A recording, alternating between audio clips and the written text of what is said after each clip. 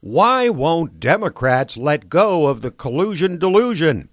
Now, most of you will say the answer to why the Democrats persist with their discredited allegations against President Trump is obvious. They hate him with every fiber of their being. They consider his election illegitimate for whatever reason and believe he represents a clear and present danger to our constitutional republic. But it actually goes way beyond that. The bottom line of the Democrats' refusal to let go of the Mueller report and its disastrous implications for them and their handmaidens in the elite media is not their unbridled hatred for the 45th president. It is their realization that they cannot beat him on the issues, and thus their only path to victory will be a drumbeat of scurrilous allegations, throwing enough dirt against the wall and hoping something, anything, will stick. Now, sure, these Trump-deranged politicos hate the president every bit as much as they did from the moment he descended that escalator in Trump Tower and proceeded to send shock waves through the political establishment by lapping the GOP field and vanquishing Hillary Clinton. And yes, despite their shameless attacks on the president, they have a need to save face after the humiliation of Robert Mueller's exoneration. But what really matters to them now that impeachment is all but off the table is the 2020 election. The Democrats realize that if they have to face Trump head-to-head on the playing field of issues, they cannot win. What James Carville famously stated in steering Bill Clinton to victory 27 years ago remains true to this day. It's still the economy, stupid, and the economy is roaring, as is an employment outlook so promising that there are now more available jobs than workers to fill them, accompanied by record low unemployment among the Democrats' most cherished voters, blacks, Hispanics, and women.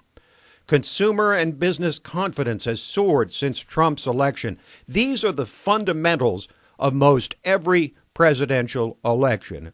But that's only half the picture. Consider all the water that's already passed under the dam since Democrats won the House last November.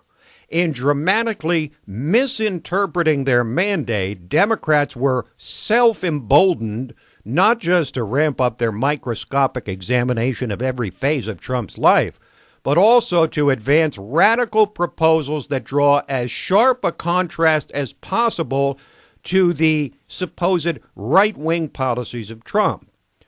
No matter the Democratic nominee, he or she will be forced to defend the indefensible. The Green New Deal, which would involve a government takeover of the entire economy as introduced by the 29-year-old Pied Piper Alexandria Ocasio-Cortez, is such an electoral disaster that 6 senators running for president who actually co-sponsored the Green New Deal resolution refused to vote for it. They co-sponsored it but refused to vote for it.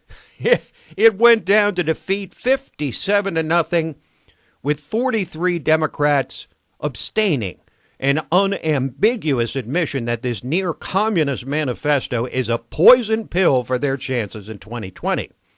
But rest assured that Trump will nevertheless force the eventual Democratic nominee to defend the Green New Deal or to renounce it at the risk of alienating his party's left-wing base. Describing it as simply an aspirational resolution will not liberate the Democratic nominee from the responsibility to defend its merits. No wonder Trump keeps saying that he hopes the Democrats keep talking about this Green New Deal. And if they don't, he will. But even if the Democratic nominee somehow manages to wriggle off the hook on the Green New Deal, how will he or she respond to accelerating calls in the party for reparations for the descendants of slaves, cash payments to the descendants of slaves? How about their calls for elimination of the Electoral College, or packing the Supreme Court, or lowering the voting age to 16 as proposed by their leader, House Speaker Nancy Pelosi?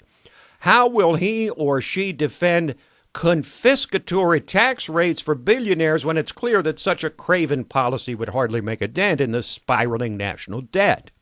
Oh, and they won't even acknowledge a crisis on the border, not to mention advocating any solutions, even in the face of an acknowledgement of the crisis by Barack Obama's own Secretary of Homeland Security, Jay Johnson. The size and radicalism of the Democratic field has assured that these and every other wacky socialist idea under the sun has been or will be supported by one or more of their candidates. And heaven forbid the nominee distance him or herself from the historically progressive platform sure to emerge from the Democratic National Convention, no matter the nominee. Now, you might believe the Democrats can win with their widespread support of Medicare for All, that scheme which would eliminate private health insurance. After all, health care was the Democrats' most useful issue in the midterm elections, and they might have gotten their hopes up that Trump would mishandle the issue when he recently renewed his call for the repeal of Obamacare. But those hopes were likely dashed when the president, undoubtedly urged on by congressional Republicans, then announced on Twitter that health care changes wouldn't occur until after the 2020 election. And while midterm elections generally don't go well for first-term presidents like Trump, and single issues like health care can dominate, the dynamic is entirely different for presidential elections, which almost always pivot on the record of the incumbent. Incumbency and a strong economy together are hard to beat, even with Trump's bombastic personality. Bill Clinton was hardly the most popular president in American history, but he was easily reelected because of a strong economy. Same thing with George W. Bush. Barack Obama presided over a low-growth economy, but nevertheless scored a decisive victory in his reelection campaign in 2012. Indeed, the built-in advantages of being an incumbent go beyond just the economy. In all of American history, only 5 sitting presidents have failed to win re-election. The most recent were George H.W. Bush in 1992 and Jimmy Carter in 1980. Now, you might also believe Democrats can win on Trump's personality alone. But if that were true, they would have won in 2016 with Hillary Clinton, who, despite her shortcomings, makes this Democratic field look like a collection of rank amateurs. Despite the elite media's refusal to report on the remarkable successes of Trump in delivering on so many of his bold promises and presiding over a resurgent economy, the president sits in a strong position for re-election, his prospects only strengthened by a weak and scattered and radical field of Democratic candidates. You can bet the farm that Democrats do indeed realize that the only way to beat Trump, absent a sharp downward turn in the economy, is to keep up their machine gun fire of accusations and insinuations about Donald Trump, hoping one of their shots will actually hit the target.